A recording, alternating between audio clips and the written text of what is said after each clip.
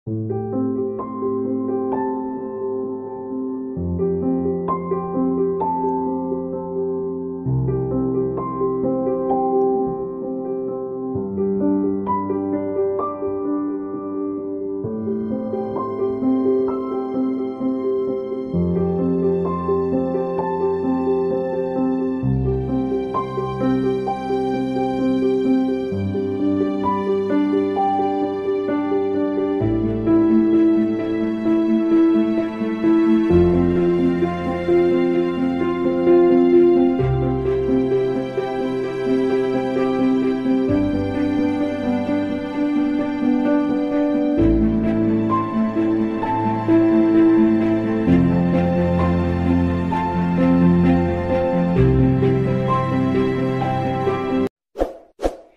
video को like करें, हमारे चैनल को सब्सक्राइब कर बेल आइकन जरूर प्रेस करें